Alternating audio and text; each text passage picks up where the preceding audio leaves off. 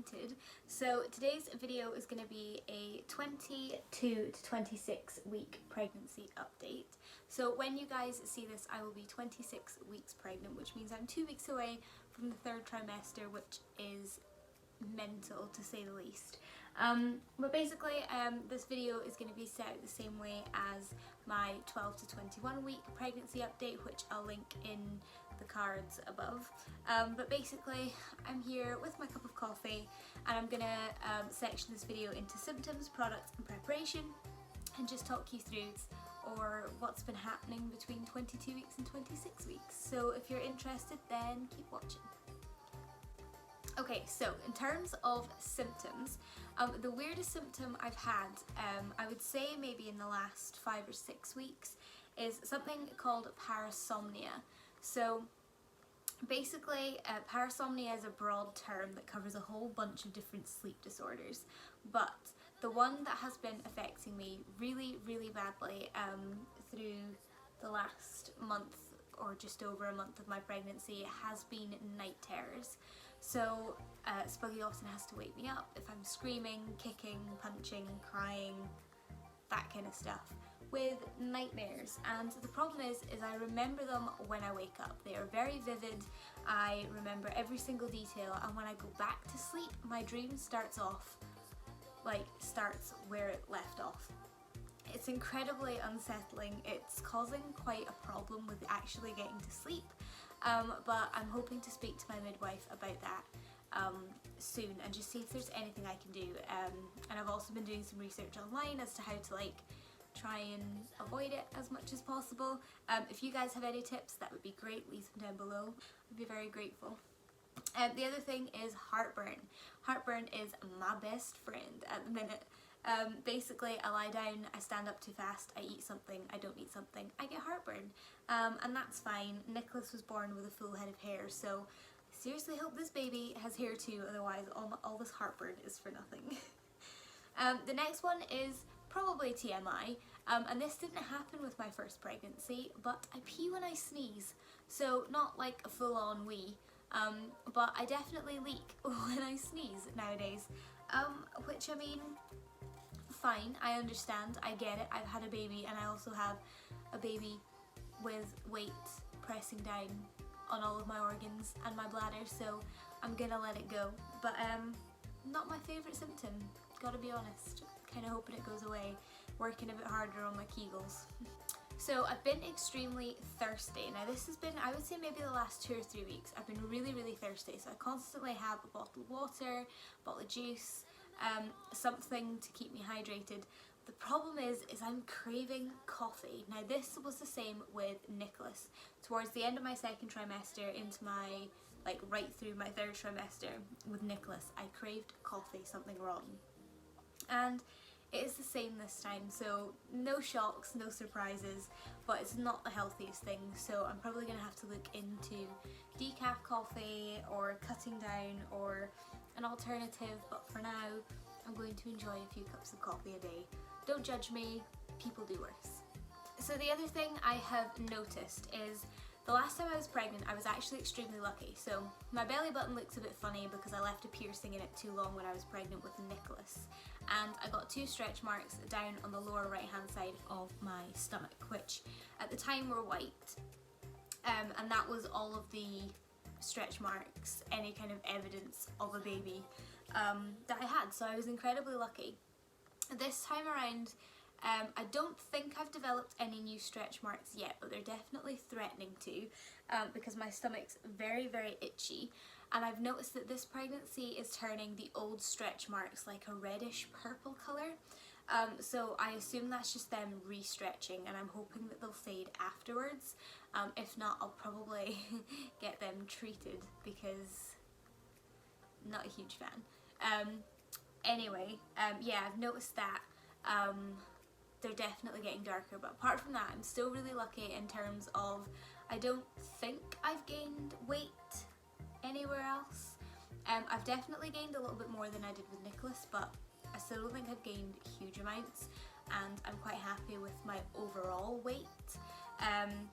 Would be much easier if the NHS would let me see a midwife, but we'll get to that. So without further ado, let's move on to products. Okay, so in the last 4 or 5 weeks I have given in and I'm no longer using my beautiful, luxurious, scented body butters because you gals started to panic. So I went out and purchased the Palmer's Cocoa Butter Formula Massage Lotion for stretch marks. It's supposed to help promote collagen, elastin, it has argan oil in it and shea butter. This I had last time when I was pregnant with Nicholas, and it is very different to a normal body butter. It deeply hydrates the skin. It's very, very thick, it's very rich. It does leave your stomach quite sticky and tacky. Honestly, at this point, in the hope of preventing any more stretch marks, I don't care how sticky or tacky my stomach is. If I think it'll help, I'm gonna use it and I'm gonna lather it on. So I did pick this up and I finally managed to find it on Amazon for just £3. I think it was like just under £4 or something like that, but I'm gonna link it in the description bar below because I did originally look for this when I went into my second trimester, but I couldn't find it online unless it was like £7 or £8, and it doesn't cost that anywhere. So when I found the listing for it at a reasonable price, I just snapped it up. So I'll link that for you guys in the description bar below, because if you can get your hands on this, you should. The next product that I've definitely had to start using this month is heartburn and indigestion relief. Firstly, disclaimer, I'm not a doctor, I'm not a nurse, I'm not recommending you take a certain dose of this, I'm not recommending that you go out and drink a bottle of this, I'm not recommending that this is going to work for you. Speak to your midwife, your doctor, whatever. If you're grown up, well, if you're having a baby, I assume you're grown up. Do your research first. But basically, I've had to use, this is the Gal Farm, this is the Heartburn and Indigestion Relief Oral Suspension. Basically, it's like Calpol that helps with indigestion and heartburn. I've been taking this at night before I go to bed because through the day I can kind of cope with heartburn when I'm up and moving around and busy and doing stuff. I really struggle with it when I go to bed because obviously I take a drink to bed with me, which is usually like a flavoured water. But even that's giving me heartburn at the moment, so that's really uncomfortable. Plus I am a snacker, so I tend to get up in the middle of the night for a snack, or I get up several times through the night to snack on something that is at the side of the bed, which clearly it's a thing that happens. So I just keep this aside the bed, and when I get heartburn I have some of this. It does help, it's not a miracle cure, it doesn't make you feel a million times better, but it's better than having nothing whatsoever, and Rene's have stopped working. So yeah, picked that up.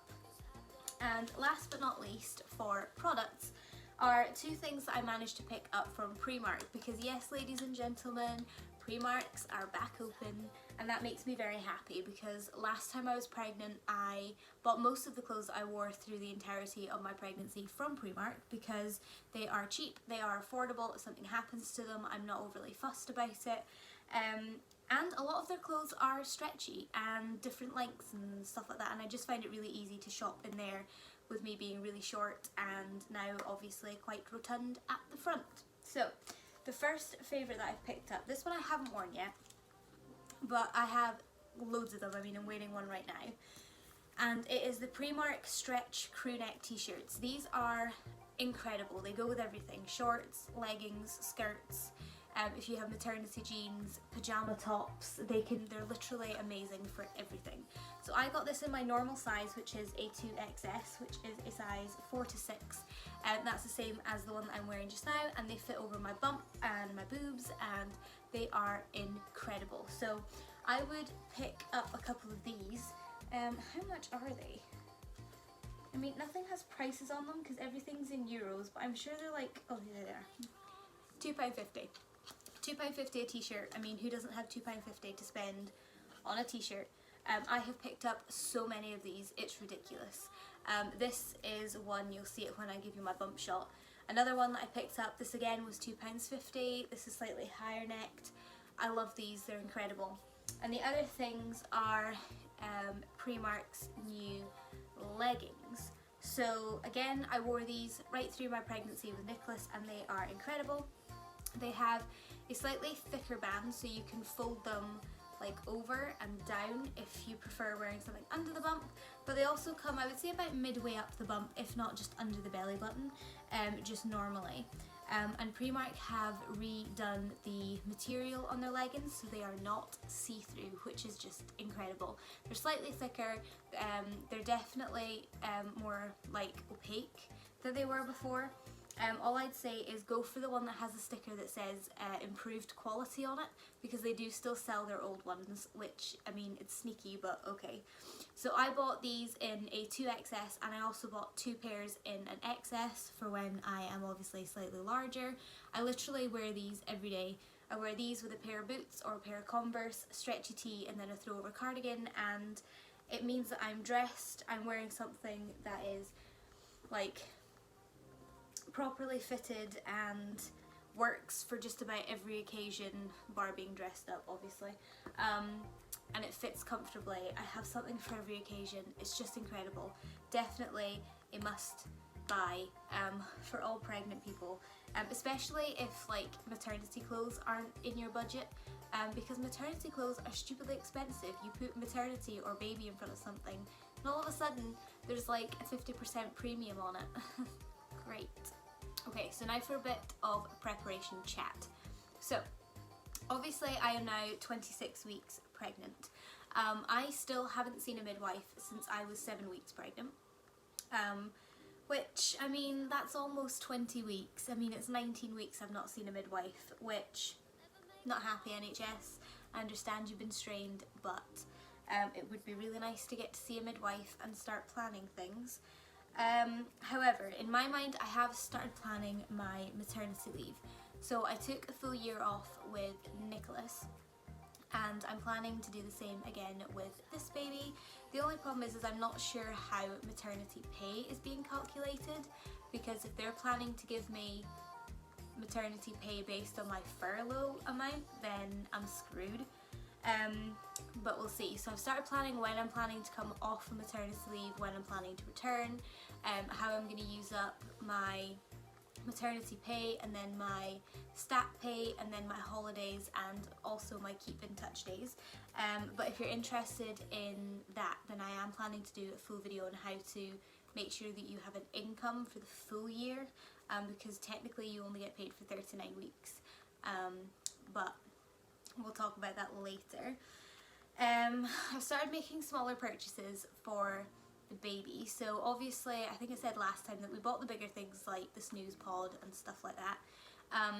But we don't need to buy an awful lot of clothes or blankets or anything like that, because obviously we're having another boy. I already have a little boy, so we have all of his stuff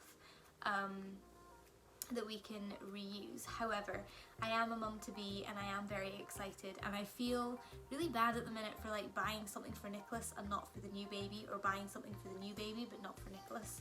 So there's been some shopping going on. I picked up some vests, some little hats and towels, that kind of thing, like just some little basic things. But I will have a baby haul up on my channel at some point soon, so keep an eye out for that.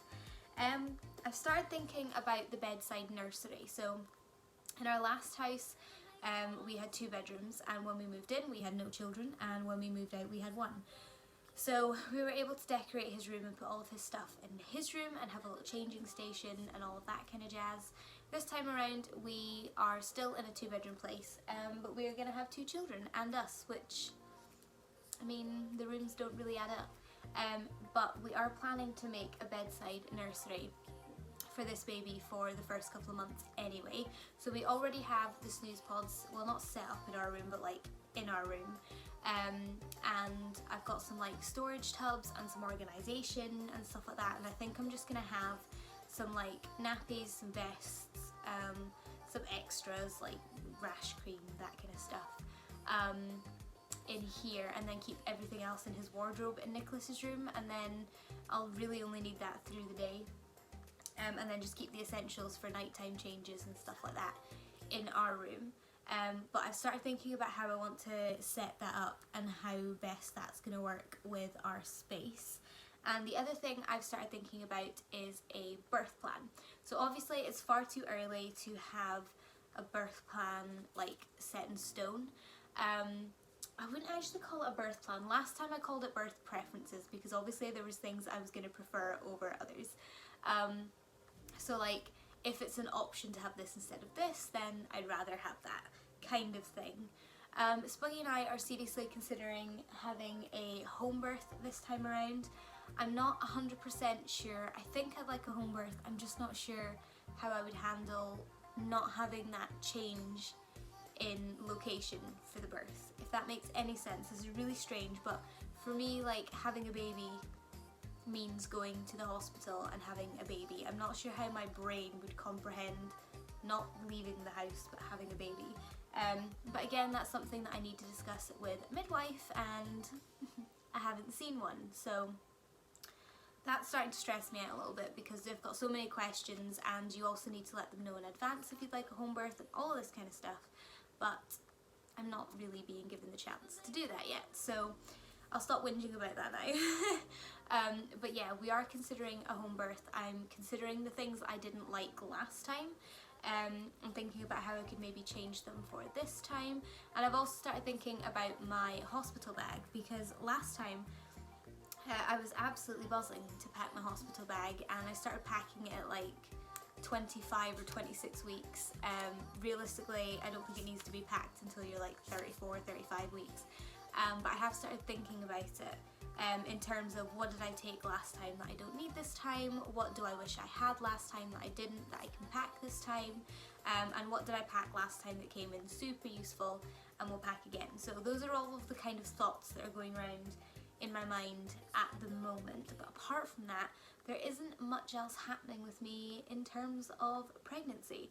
So I suppose I should get to the bump shop because I know there's a lot of you that are only here to see how fat my belly's getting, and I'm okay with that because it's my baby's home.